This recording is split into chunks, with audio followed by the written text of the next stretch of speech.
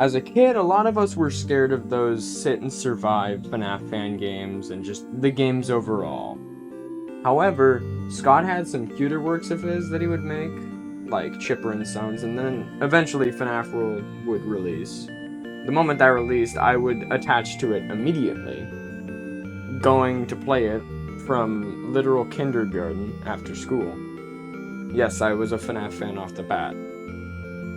Although after a while, there seemed to just be no more content about the game coming out. Update 2 ended, and then not even fan games were showing up anymore. Except for a couple. In 2019, a game created by Charmin Lumix came out titled FNAF World Adventure. A game where you play as the Sister Location cast and work as Fredbear's errand boy to do whatever he really asks of you, since Freddy has gone missing. This game would then go on to be one of my favorite FNAF World fan games ever. And I know Refreshed exists, by the way. I still think this game's cooler though, but it's usually just because of the vibes it gives me. Although I know that's not the point. What is the point though, is that we're gonna take a trip down memory lane, at least for me, and go about 100%ing the game. But how would you? The content in the game that is unlockable really isn't that bad. Most of it can be unlocked in a normal playthrough. We have to buy all 3 bites, because there are only 3. We have to buy the DLC permanent buffs you can give your team, such as the Biddy Babs and the Mini Arenas, and we should fight every single secret boss. And for the Biddy Babs, they work as a mimic ball, sort of, but for Circus Baby only. Mini Arenas at a random point in the fight will sweep through and take the enemy's HP and give it to you. It is entirely random, as it can happen multiple times or no times at all. With that being said, we should get into the characters' movesets and how they work. Circus Baby has Pizza Wheel, Slasher, and Mic Toss, although the only good move out of the 3 has to be Pizza Wheel, since, despite it not being able to go through enemies like in FNAF World, it's still pretty good for cleaning up enemies at the end that certain moves won't hit, although we'll get to that in a little bit. Ballora is a full-on healer with Happy Jam, Regen Song, and gift boxes. There's actual strategies for this character, unlike Circus Baby, to where for early game, you should go for Happy Jam and gift boxes, cause they heal and revive your team. Although in late game, you should just be doing Regen Song, cause it has a unique little quirk now. It's able to revive party members. And Happy Jam doesn't scale with leveling up, so after a while, your Regen Song will end up healing way more than Happy Jam ever does. Next up, we've got Funtime Foxy, who is the victim of what I had said earlier. We have Cosmic Song, Bite, and Neon Wall. Now, Neon Wall doesn't subtract percentages from enemy attacks, it just subtracts 20 hit points of damage from every attack they do. It obviously gets less useful the longer you go through the game because they just start hitting harder. But I'd say it's still pretty okay if you want to feel comfortable with healing. Next up, we have Cosmic Song, which hits a lot of enemies except one at the very bottom of the map. This will be an issue the game has, but for regular fights, the bottom enemy will usually always be the last alive, and when it is, it's really hard to kill because almost none of your moves reach it. Cosmic Song is a victim of this. It can barely hit this enemy. And their other moves suck too, so good luck trying to kill it with Funtime Foxy. Up last, and certainly the least, is Funtime Freddy, who has Pizza Wheel 2, Megabyte, and Buzzsaw. Pizza Wheel 2 is obviously their best move, although it does have a new quirk to it that the first one doesn't. In regular fights, there is a backlined enemy that is usually titled a commander. Pizza Wheel 2 can only attack those and the many bosses you fight throughout the game. It cannot attack the regular enemies, which that bottom enemy is one of those. So that leaves you to clean up what's left with Funtime Freddy's other moves, Buzzsaw and Megabyte, both of which suck. Buzzsaw is heavily nerfed. It just goes through the field, and if it hits something, it damages it. It can go through enemies, but it really doesn't help that much when you just have a better move. Finally, we have Megabyte, which also sucks. I do not suggest using this either. In the end, you can do any strategy you want for this team, but that's not the point. with pretty much all of the main gimmicks we have to get out of the way.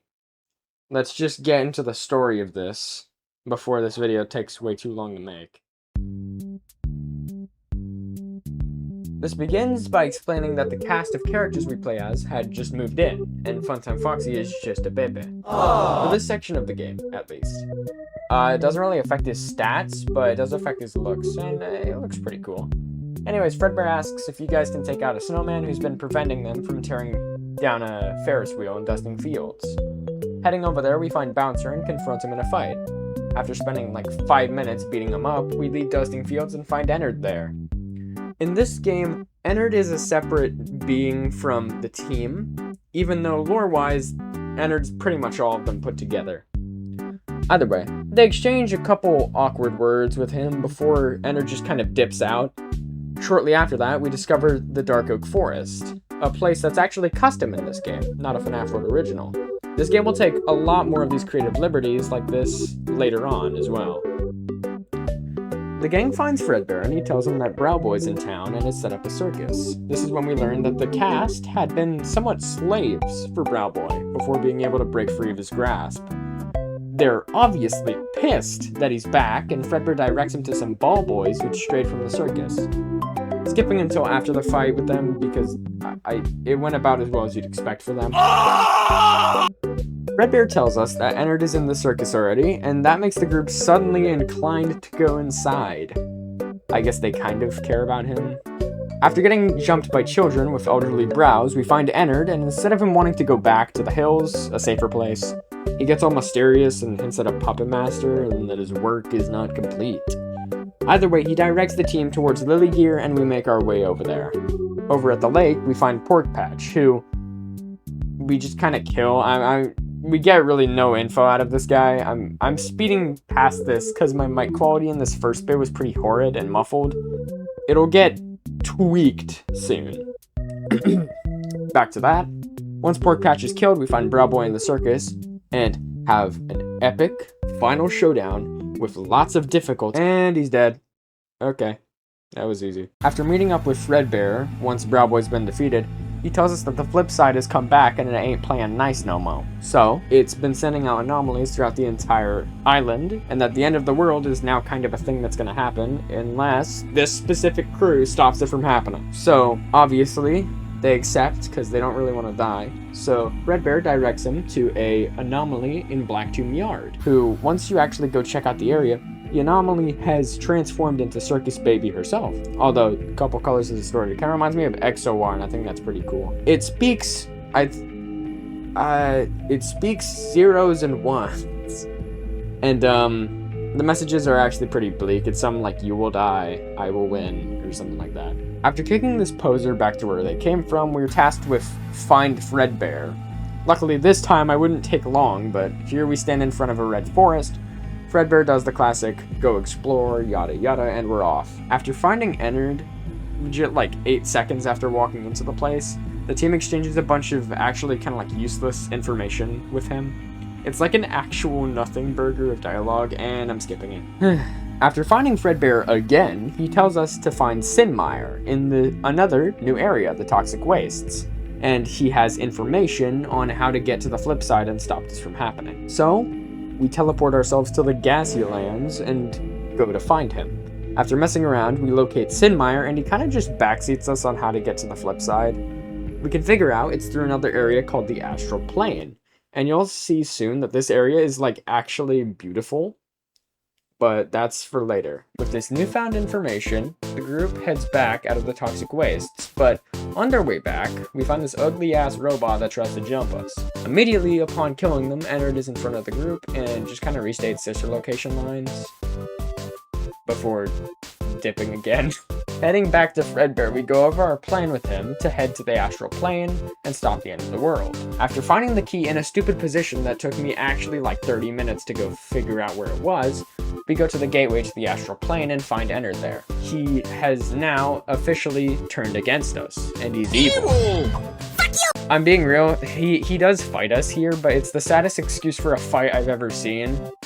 He, like, the minions he has helping him are from World 1. Dude is not living that in the slightest. So after the first jumping of Ennard, we enter the Astral Valley. And I just have to say, this is the most unique custom area I've ever seen in a FNAF World fan game. Either way, talking to Fredbear just has him say good luck, stop Doomsday or whatever. And we're off to the Astral Plane.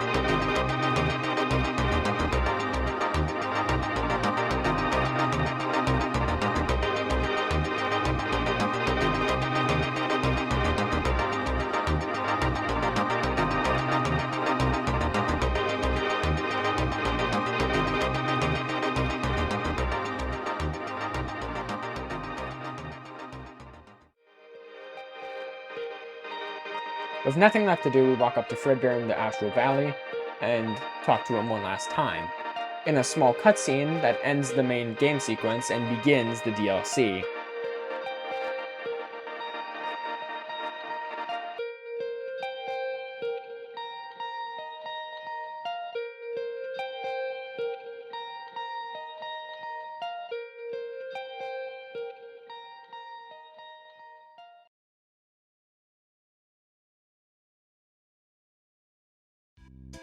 We'll go over that time skip soon, but first let's go over a slight review of the game so far. I've been kind of brushing through most of it, but there have been a lot of custom areas in this game already showcased, and in the original areas, they would take some creative liberties with it, like sticking FNAF 6 assets in there.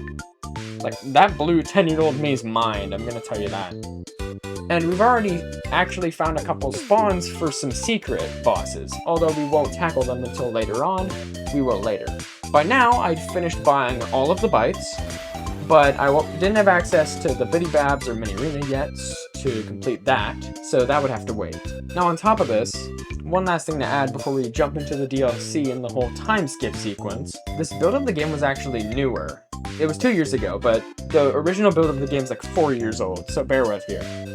That older build had different secret boss designs. It didn't even have settings you could do outside of battle. This new version added settings, and one of these settings was a hard mode, and I'd forgotten, not even forgotten, I didn't even know it existed until right after I'd beaten the main game. I'm gonna turn it on for the entire DLC, and thankfully the DLC is known for being more challenging, so this will make up for the normal mode base game, hopefully. With that, let's jump into the DLC.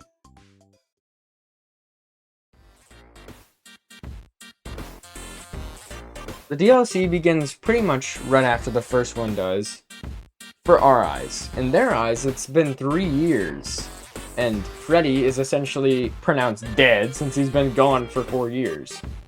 Now, we begin this by exploring the Dark Oak Forests, where we find Chipper, and he asks us to greet the new animatronic that has moved in here. And it's in a new area. We find this area by exploring Lily Gear Lake, and here is Choppy's Woods, which is an entire island now instead of an actual part of Fazbear Hills. And there we find our new friend. Okay, here we go. This is Malhare, and he will be the new villain of this story for the remainder of the DLC. He asks us if we can play a game of hide and seek and gives us a hint for where he is. Going into Black Tomb Yard and its respective cave, we find Malhare hiding in a corner, and finding him, he says this is only round 1, and then goes elsewhere for the second hiding spot. Going to the left of the Fazbear Hills teleport is where he's hiding, and right next to him is the auto chipper. Now, I had hard mode on by now, but this dude unironically hits harder than Scott, and he's the first boss of the regular game. I sure hope not. Holy shit! That does more damage than Scott.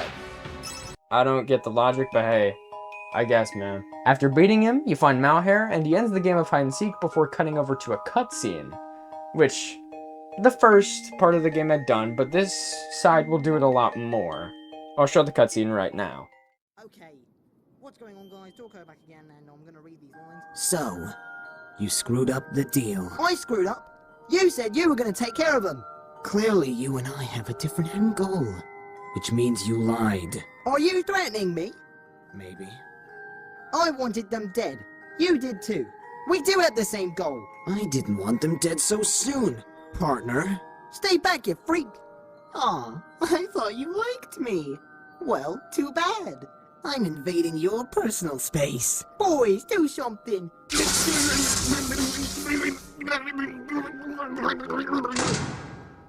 Pity, but at least they'll make for a fat scarecrow.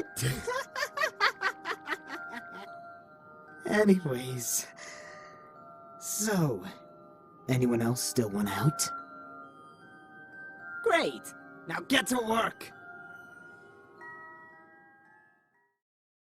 Once that concludes, we're tasked with talking to Chipper again, and it's here we find him in front of the dusting fields. And after more dialogue, we find him in front of the ice cave, another new area. Although, you can put quotations over this one, it was planned for FNAF World, but who cares. It's here he informs us of a project he's working on and tells us this ice cave has rare materials to help him make it. And he wants us to go and collect these materials to help him out. Fun fact, I think the ice caves in FNAF World Refreshed also are known for their rare materials. Could be a coincidence, but Charmin's also on their team, so I don't know. We get the materials inside with no issues at all. Nazi shit, where the fuck am I going? Who the fuck are you? Hates? Fucking leave me alone! And take them back to Choppy's forest to see Chipper. After that, we find Fredbear and he informs the group of a sea monster terrorizing the lake. Also, fun fact, since the DLC is 3 years later, Funtime Foxy is no longer a baby. Look at that. Yeah, look at him go. Okay, calm down. After that dialogue's done, the gang sets off to find the sea monster, and after locating them, the monster recognizes us as the God Killers, which was really not that difficult. They might need to get a better one, I don't really know. Either way, the two clash, and after killing them, we return to find Fredbear, who's actually been having a fight with Chipper. Although he plays it off, we know what Bro was doing. Nonetheless, he awkwardly leaves, and our next task is to talk to Malhare, where he wants us to find an item he left in a deep metal mine. However, for Circus Baby, he specifically wants her to remember before poofing away again. The team, as per usual, checks out the scene, and within the cave we find a Mad Endo, who just brute forces his way in a conversation and tries to force it into a fight with us. And by tries, I mean he succeeds. He doesn't succeed in winning, though. Once he's taken care of, we find and question Malhare about what the Mad Endo had said. When he was brute forcing the conversation, he had said that he throws everything in the cave out that he doesn't recognize. He does some backs and forths with Circus Baby in another void-looking sequence, and we figure out that Malhare is actually Jeremy, someone who had been with the group in Brown Boy's Circus, but had just never been mentioned earlier. Now, after we roam around for a little bit after this, we find the Monster Man again, which I don't know how he came back to life, but hey, I guess he's here. So, after whooping his ass again, we get a quest. No biggie. All the quests are pretty easy to figure out, at least for a couple. Surely this one will be easy, right? All it said was find Malhare. After actually like almost half an hour, we find the stupid rabbit, and he's in the astral outskirts, just a little bit of the astral valley. And this time he's got a little buddy with him. Oh, never mind, he's not little. This is Glitch Trap. You know him from Help Wanted, or maybe a couple other pieces of media, I don't really know. But, he will also send another friend after us soon. Glitch Trap really doesn't have many redeeming qualities to himself that are unique. He's the same as any other boss, you beat the fuck out of him. And then, after that, we're tasked with going back to the Dark Oak Forest, and that's just a tree. Despite being able to walk around them, and the tree being completely harmless until you fight it, therefore it's acting in self-defense, right? We have to kill this tree to progress the story. Walking into Pinwheel, after killing the tree that was in our way, we find Malhare and a new friend he's going to use in order to jump us. This is Glitch Freddy. I honestly think the name Glitch Bear could have worked better, because, you know, Glitch Trap, Glitch Bear. It's better than Freddy. That's just kind of confusing. Anyways, there's really nothing redeeming about this guy, so we just kind of skip that again. Once that's over and done with, we go to Black Tomb Yard and find Fredbear fighting the new creation Chipper was working on. It seems that argument got him a little ticked off. Although, we did help him make this, so it is kind of on us too. They argue back and forth before Chipper attacks Fredbear, flinging him and forcing us to kill Chipper. Now, I haven't talked a lot about most of the bosses in this DLC because they really hadn't been that different. Although, I will make a note for this one. Chipper was very heavy in attack damage, especially for what the other characters were doing before. They were doing like, what, 90, 80? This dude was doing like 180, if I remember correctly, and it was horrible, man. Although we were able to overcome him with Regen Song, because this was pretty much late game by now. Once we've killed him, Fredbear's corpse still lies there, and we get a cutscene. She tells us to find Jeremy, and for us to tell Freddy that he is so sorry. Then it throws us right into another full-on cutscene with like voices and all that. So, just like the first one, I will play this one out. Where am I? What is this? Hey, look who's awake. Sorry for the messy rewiring. My engineers are a bunch of idiots. But they won't be bothering you anymore. How come? Well, they can't do any work if they're dead.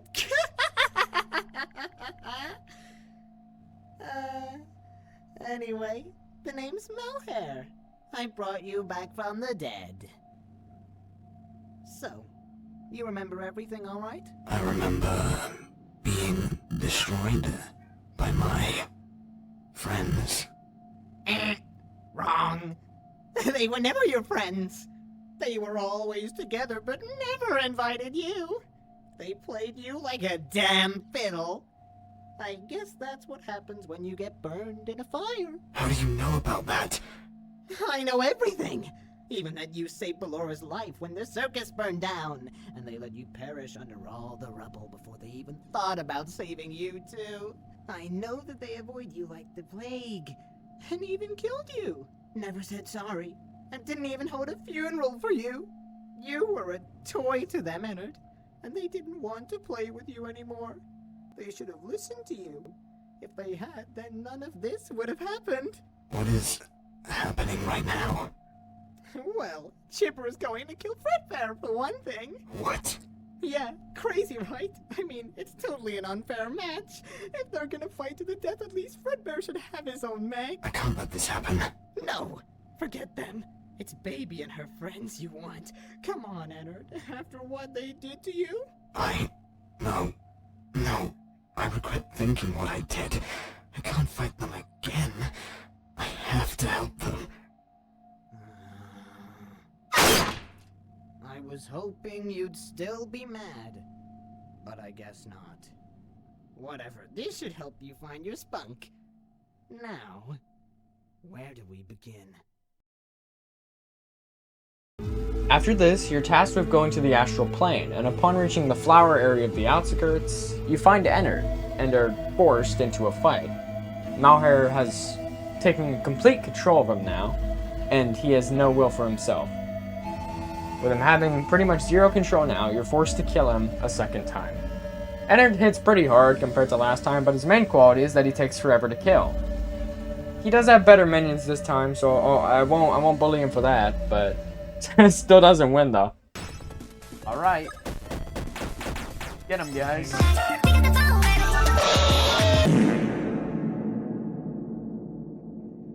Once Ennard has been dismantled, we get the final quest of the entire game, and it's to save Jeremy. However, we can't do that exactly yet. First, we should buy the Biddy Babs in the mini arenas, along with beating all the secret bosses to technically 100% the main story. When it comes to secret bosses in the game, there are about 6 of them. We have Chica's Magic Rainbow, which is in the first area if you brush up against a rock. Compact Chica, which is found in a hidden wall in the Hollow Forest. The Spinning Puppet, or previously known as Puppetons, from the Astral Outskirts. And then Scrap Baby, which is if you walk down on a Black Tomb Yard gravestone that has a crow on it, you'll summon her. And finally is Cat. I don't know where they're from. Maybe it's like an OC or something. But Cat You find them by going into the ice cave and brushing up against a random rock. Hey, so this is me here. I forgot to say something, but another boss that's a secret is the crying child. Not really the crying child, but the crying childs. They're pretty difficult. I don't really know what else to say, but the fight music for them is from Kirby's Epic Yarn. And unironically, that's the first video game I ever played. So I just got like a flashback the moment I hopped into that fight. So that's pretty cool. It took me a while, but I would be able to beat all of these. I don't really have any notable moments from any of them, except for the fact that Cat just does a truck ton of damage. I think they're the strongest enemy in the entire game. Now, after all this prep, we do the final showdown with Malhare. Now, for some reason, I forgot to turn on my bites. I don't really remember why I did this. I'm just gonna guess I wanted extra difficulty, but in the end, our win was already set in stone with all these preparations. We leveled up, we bought everything. We even beat them like secret bosses for extra experience. So, we locked in for one last time and began the showdown with the man of the hour.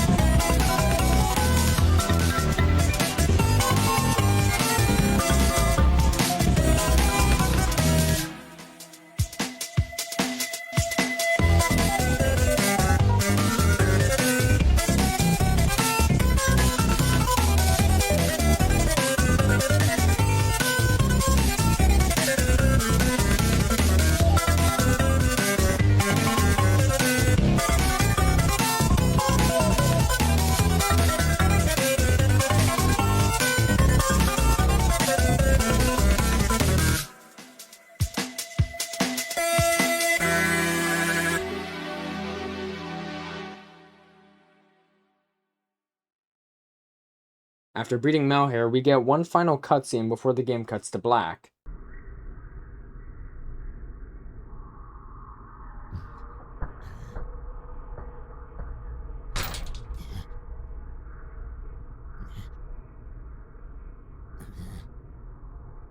No thanks. I'm good being on the ground. It's beautiful, isn't it? This place? What? Not going to talk? Why did you do all of this? Why did you hurt so many people? Why not? In the end, I got exactly what I wanted. I made you lose control. I pulled your strings. I made everyone know who you and your stupid friends really are. We didn't mean to. Mean to what? You saved yourselves, but not me. I burned in that fire, called for help, but nobody came. You ruined my life. So I ruined yours. I exposed you for who you really are.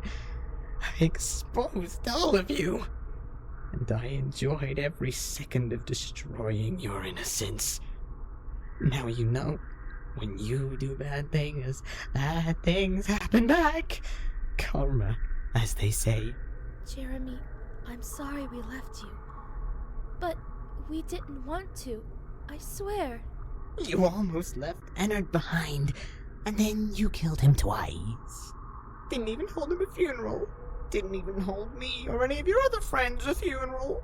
You killed me, Elizabeth. You killed me. Once, anyway. Jeremy, please. When someone exposes you for your lies, you crumble. That's your biggest weakness, Elizabeth. And you let me use it. Like you used me. Please. We can start over. We can fix you. I can't fix me.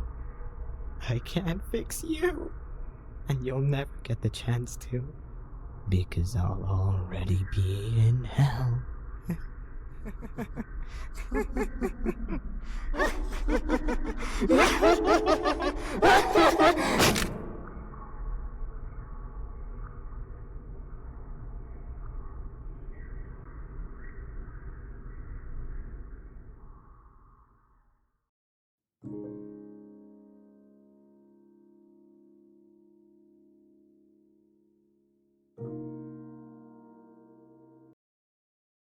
After beating the game, we technically aren't done with our 100% yet.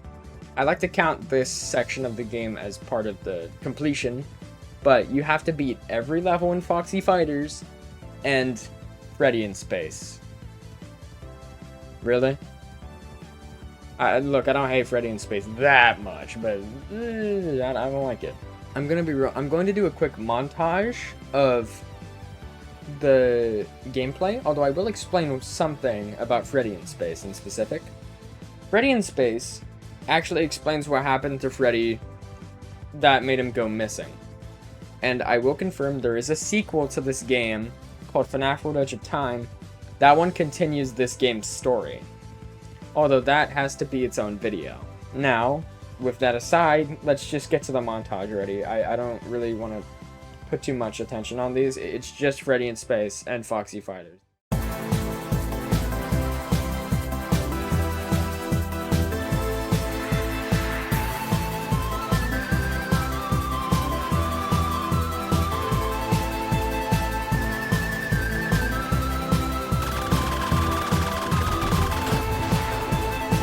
One more, and then I have to go for Freddy's room. Freddy's room. Freddy.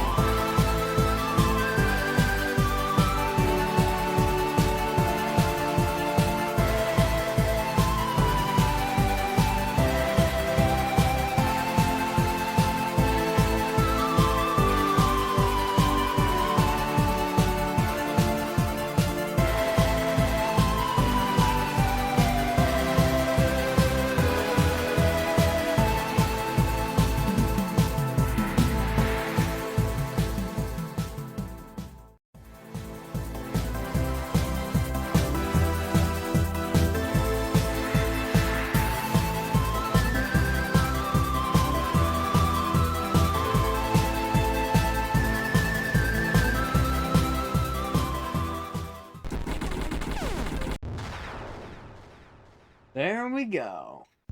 If I were to say a last few final thoughts about this game, I feel very nostalgic for it and I care for it a lot.